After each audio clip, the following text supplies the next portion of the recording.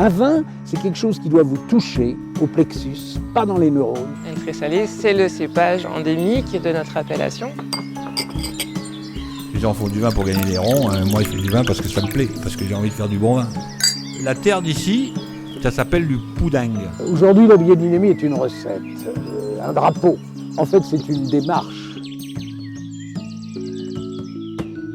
Média Vino Pro, le podcast vin qui va plus loin.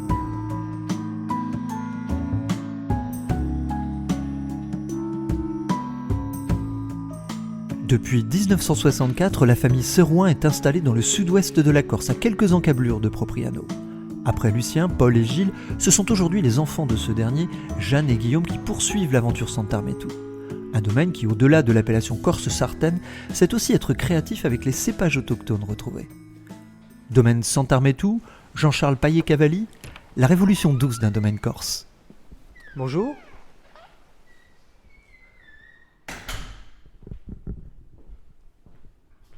Jean-Charles ? Bonjour. Bienvenue au domaine. Enchanté de vous rencontrer. Vous nous présentez tout le programme, c'est parfait. Donc on va pas rester longtemps à l'intérieur, on va vite cheminer au soleil. Alors Jean-Charles, vous, le domaine Santarmétou, c'est un peu une partie de votre vie finalement. Oh là là, ça fait plus de 15 ans que je travaille ici, moi. C'est un domaine familial en fait, c'est un domaine qui appartient à la famille Serroin depuis 1964, date de création d'ailleurs du domaine, je veux dire. Et puis moi je suis venu greffer là-dessus, un œnologue de formation, j'ai commencé comme, je l'ai dit tout à l'heure, maître de chai. Et aujourd'hui j'ai le plaisir de vous faire visiter le domaine. Donc ici vous avez exercé plusieurs fonctions finalement. Oh fichtre, un vrai couteau suisse. Ça c'est vrai qu'il faut toucher à toute manière. Ce qui permet aujourd'hui d'avoir une vision globale du domaine, c'est justement à chaque moment de pouvoir dire j'ai travaillé dans la vigne, j'ai travaillé dans la cave, j'ai participé à tout ce qui est mise en bouteille, choses comme ça, et puis après distribuer et surtout faire connaître nos vins qui sont tellement extraordinaires. Il faut reconnaître qu'ici quand même on a 30 cépages en Corse qui ont été recensés, c'est énorme. 30 cépages ici sur le domaine, une des particularités du domaine par exemple, c'est aujourd'hui d'en travailler plus de 9. Et ça c'est génial, 9 cépages, avec une particularité de la particularité qui est le chacarel.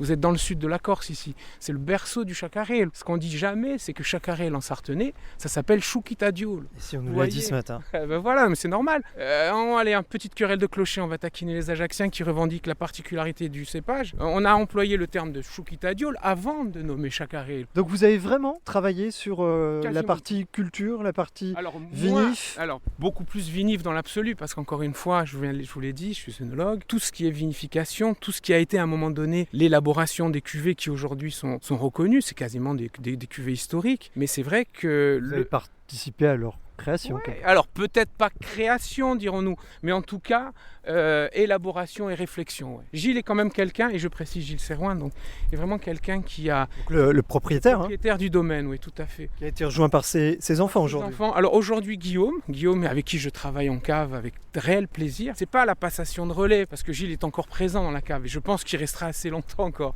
Mais c'est surtout que Guillaume apporte cette approche beaucoup plus nature qui avait déjà été enclenchée par Gilles, et ça c'est chouette. C'est un marqueur d'évolution sur le domaine. On est quand même aidé, on est quand même sur un terrain, sur une terre qui est bénie des dieux. La Corse c'est quand même une montagne de granit dans la mer qui est baignée par les vents. Par exemple, si on parle un peu de climatologie, regardez, on est vraiment dans une approche type Piémont ici. On est à 4-5 km de la mer, ce qui fait que sur les coups des 10-11 heures, le vent, le thermique qu'on appelle ici l'embate va se lever, va nous ventiler nos vignes, ce qui va permettre une certaine évaporation de l'humidité qui était arrivée dans la nuit. Et ça c'est génial. Il ne faut pas oublier aussi que c'est un air qui est marin, donc il va déposer une légère pellicule de sel sur les feuilles.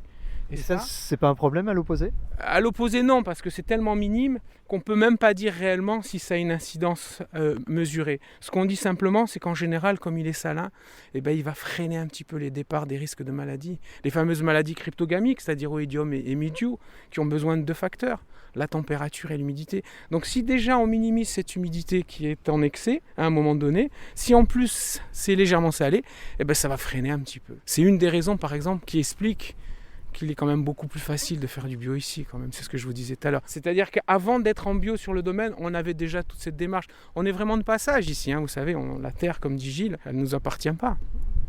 Vous nous parlez de la partie culture, vous êtes œnologue de formation, vous avez longtemps fait les vins, mais aujourd'hui vous vous occupez de la partie plus Œnotouristique, c'est ça ? Absolument, le no-tourisme, finalement, ce qui est important, c'est que vous soyez, vous, consommateurs, entre guillemets, informés des vins qu'on fait, et surtout de vous faire partager à ce moment-là une partie de notre vie de tous les jours. Certes, c'est pas tous les jours qu'on va parler du vin, il y a beaucoup de travaux aussi qui sont importants, mais en attendant, le fait de visiter le domaine, de découvrir nos cépages, de découvrir ce terroir et ce climat dont je viens de parler, ça va vous donner envie de goûter nos vins. Alors, qu'est-ce qui s'est passé ? Vous vous ennuyez dans votre vie de vinificateur ? Pour accéder à l'intégralité de ce podcast, abonnez-vous à mediavino.info.